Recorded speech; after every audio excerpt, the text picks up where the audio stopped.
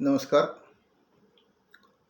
TYBA Hindi प्रश्नपत्र क्रमांक 13 semester 6 साहित्यशास्त्र और इस विषय की पहली इकाई हम देख रहे हैं, जिसमें हमने महाकाव्य की चर्चा आपके सामने की है। अब हम प्रगीत काव्य के संदर्भ में आपके साथ चर्चा करेंगे। प्रगीत काव्य के लिए गीति काव्य भी कहा जाता है। प्रगीत बहुधा लंबी चौड़ी रचना नहीं है, वह लंबी चौड़ी रचना नहीं है, वह छंदबद्ध रचना है। उसके अनुभव प्रत्यक्ष कवि के साथ होते हैं, उसके अनुभव प्रत्यक्ष कवि से संबंधित होते हैं। गीति काव्य या प्रगीत काव्य पढ़ने के लिए लिखा जाता है, या फिर उसे हम मन ही मन पढ़ सकते हैं, या उसे जोर शोर से भी पढ़ सकते हैं, या संगीत के साथ उसे गाया जा सकता है। लेकिन गीत कवि के अंतस्थल से निकलने वाला होता है। गीत कहाँ से निकलता है? कवि के अंतस्थल से, यानी हृदय से निकलने वाला होता है, जिसमें संगीत की थिरकन और भावों की तरंग का समावेश होता है। अतः इस प्रगीत काव्य की परिभाषा अनेक विद्वानों ने की है, जिसमें से 2-3 विद्वानों की परिभाषा उसकी चर्चा हम यहाँ करेंगे।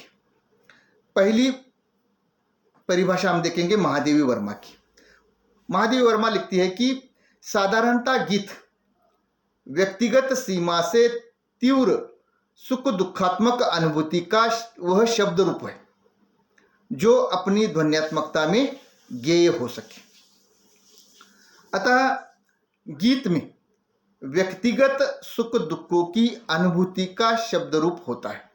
व्यक्तिगत सुख दुखों के अनुभूति का वह शब्द रूप होता है जो अपनी ध्वन्यात्मकता में गेय होता है। ये हो गई महादेवी वर्मा की परिभाषा।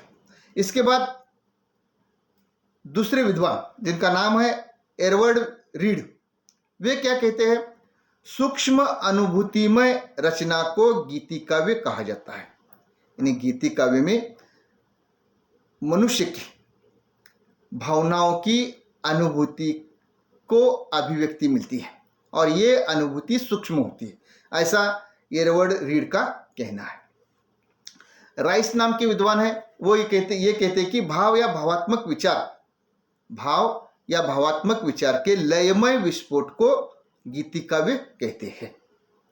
यानी गीति काव्य में व्यक्त भाव होते हैं, मनुष्य के भावनाएं व्यक्त होती है, और वे लयमय गाने योग्य या संगीतमय शब्दों में व्यक्त होते हैं। इस प्रकार की बातें राइस नाम के विद्वान ने कही है। अतः इन तीनों विद्वानों की परिभाषा देखने के बाद हम एक संयुक्त परिभाषा इस प्रकार भी कर सकते हैं कि गीत यानी क्या है? देखिए, कवि की वह निजी सुख दुखमयी तीव्र संकल्पनात्मक भावानुभूति का कोमल शब्दावली में संक्षिप्त उच्छ्वास है जो अपनी ध्वन्यात्मकता में गेय एवं संगीतात्मक होती है। यानी इसका अर्थ क्या कर सकते हैं हम? गीत व्यक्तिगत सुख दुखों के भावों की कोमल अभिव्यक्ति है।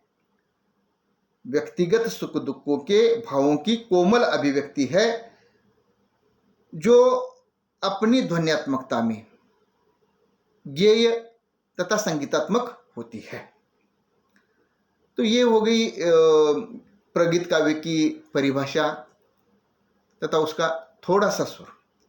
तो हम उसके तत्वों की चर्चा अब करेंगे। उसके तत्वों में हम देखते हैं कि पहला तत्व है भावात्मकता, दूसरा है आत्माभिव्यक्ति, तीसरा है सौंदर्यमय कल्पना, चौथा है संक्षिप्त आकार, पांचवा है सौंदर्यमय कल्पना, छठा है संगीतात्मकता, और अंतिम है कोमलकांत पदावली। तो एक एक करके उन तत्वों की चर्चा हम यहाँ करेंगे। पहला है भावात्मकता, यानी गीति काव्य या प्रगीत काव्य में भावों की अभिव्यक्ति होती है। ये उसका सर्वप्रधान तत्व है। भावात्मकता ये उसका सर्वप्रधान तत्व है। गीत में वर्णित भाव जितने अधिक गहन होंगे, जितने अधिक उदात्त होंगे, गीत उतना ही उत्कृष्ट होगा, गीत उतना ही महान बनेगा। मानव के हृदय में प्रेम, करुणा, हर्ष, विषाद आदि भाव सदैव विद्यमान रहते हैं और कवि अपने गीतों में हृदय के इन भावों की ही अभिव्यक्ति करता है। अगला तत्व है आत्माभिव्यक्ति। गीत में कवि की निजी सुख दुखमयी अभिव्यक्ति रहती है, यानी गीत में व्यक्तिगत सुख दुखों की अभिव्यक्ति प्रधान रूप से रहती है। अतएव उसका स्वरूप जो होता है वह आत्माभिव्यक्ति परक होता है। उसका स्वरूप कैसा होता है? आत्माभिव्यक्ति परक, यानी क्या कि हृदय पर, यानी किसी भी व्यक्ति के हृदय पर पड़े हुए प्रभावों की वह अभिव्यक्ति होती है। अतः कवि के हृदय पर पड़े हुए प्रभावों की अभिव्यक्ति गीत में होती है। गीतकार की रचना परांत सुखाय होनी चाहिए, इस प्रकार की भी अपेक्षा की जाती है। इसका मतलब यह हो सकता है कि गीत पढ़ने के बाद या गीत सुनने के बाद पढ़ने वालों को या सुनने वालों को ऐसा लगना चाहिए कि वह गीत में वर्णित जो भाव है वह मेरे अपने है, इस प्रकार की अनुभूति उसे होनी चाहिए। तो गीतकार की दृष्टि अपेक्षाकृत सीमित, वैयक्तिक, आत्मनिष्ठ होती है। कवि भावानुकूल लय में अपनी आत्मनिष्ठ वैयक्तिक अनुभूति को, भावनाओं को व्यक्त करता रहता है। अगली विशेषता है सौंदर्यमयी कल्पना। गीति काव्य यानी प्रगीत काव्य आत्मा की अनुभूति का व्यक्त रूप होता है। गीति काव्य आत्मा की अनुभूति का व्यक्त रूप होता है। गीतकार अपनी अखंड अनुभूतियों को मार्मिक सौंदर्यमयी कल्पना द्वारा व्यक्त करता है। गीतकार अपनी अनुभूति को व्यक्त करने के लिए सौंदर्यमयी कल्पना का सहारा लेता है। वह रूप, बिंब, प्रतीक, उपमान आदि के प्रयोग से अपने गीत में अपूर्व सौंदर्य की सृष्टि निर्माण करता है। जैसे एक फिल्म का गीत है, उसकी एक पहली पंक्ति मैं दोहराऊंगा कि देखो मैंने देखा है एक सपना, फूलों के शहर में घर अपना। क्या फूलों का शहर होता है? शहर कैसा होता है? ईंट, पत्थर, सीमेंट का बनता है। तो ये फूलों का शहर है, यानी यहाँ कल्पना की गई है। यानी इस प्रकार रूप, बिंब, प्रतीक, उपमान आदि के सहायता से कवि अपने गीत में सौंदर्य की सृष्टि निर्माण करता है। तो सौंदर्यमयी कल्पना ये इसका एक प्रधान तत्व है। अगला तत्व है संक्षिप्त आकार, यानी गीत में व्यक्त अनुभूति संक्षिप्त होती है। गीत में व्यक्त अनुभूति कैसी होती है? संक्षिप्त होती है, लेकिन सघन और मार्मिक होती है। गीत में व्यक्त अनुभूति कैसी होनी चाहिए? सघन और मार्मिक होनी चाहिए। यदि भावना का अधिक विस्तार होगा तो भावों की तीव्रता कम होती है। कल्पना के कृत्रिम प्रयोग से जब कवि अनुभूति का विस्तार से वर्णन करने लगता है तो गीति काव्य को हानि पहुंचती है। इसलिए गीत में वर्णित जो भाव होते हैं वह गहन होना चाहिए, सघन होना चाहिए और मार्मिक होने चाहिए।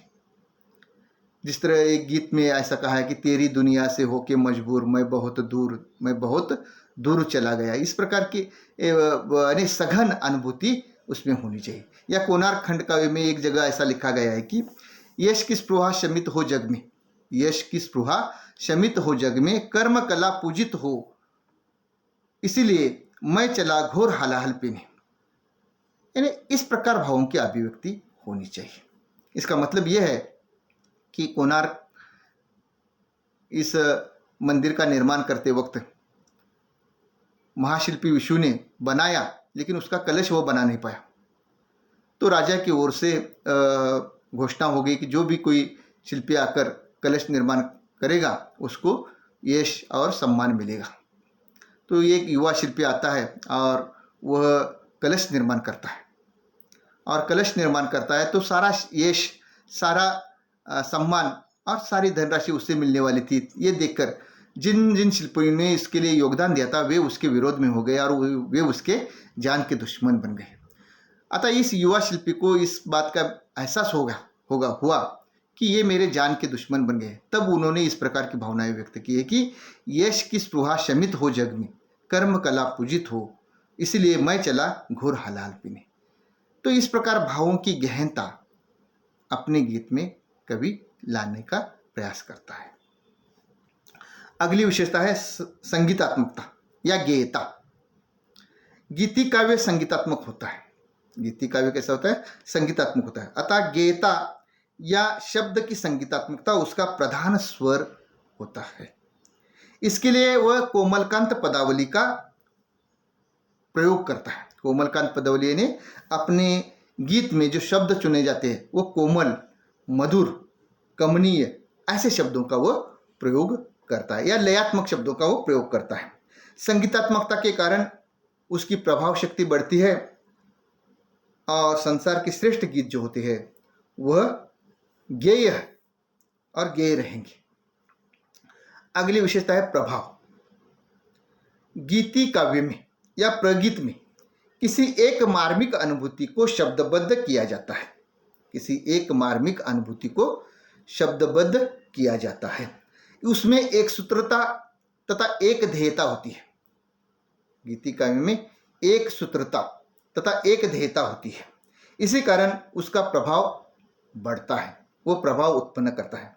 जिस गीत में जितनी अधिक प्रभान्विति यानी प्रभाव शक्ति होगी, गीत उतना ही महान, गीत उतना ही सुंदर बनता है या उतना ही मार्मिक बनता है। अगला तत्व है कलात्मक कोमलकांत पदावली। गीति काव्य में कोमल भावनाओं के अनुरूप यानी गीति काव्य में कोमल भावनाओं की अभिव्यक्ति होती है, तो इन्हीं कोमल भावनाओं के अनुरूप कोमल, सुंदर, प्रवाहमय, लयात्मक भाषा शैली का प्रयोग किया जाता है। गीति काव्य कवि की स्वानुभूतिजन्य सौंदर्यमयी कल्पना है। गीति काव्य कैसा होती है? कवि की स्वानुभूतिजन्य सौंदर्यमयी कल्पना होती है। अतः उसे शब्दबद्ध करते समय कोमलकांत पदावली का उपयोग कवि की ओर से किया जाता है। ये इसकी नितांत आवश्यकता होती है। तो ये हो गए उसके तत्व। अतः गीति काव्य के जो भेद है वो संक्षेप में इस प्रकार बन सकते हैं कि वीर काव्य या वीर गीत। वीर गीत क्या होता है? तो वीर व्यक्ति के चरित्र को आधार बनाकर ये लिखा जाता है, वीर गीत। उसके बाद करुण गीत, इसमें करुणा का प्राधान्य रहता है, यानी अपने प्रिय व्यक्ति का निधन, अपने प्रिय व्यक्ति का अनिष्ट की कल्पना करके इसकी निर्मिति होती है, उसे करुण गीत कहा जाता है। संबोध गीत। संबोध गीत क्या होता है? संबोध गीत यानी किसी वस्तु या प्राणी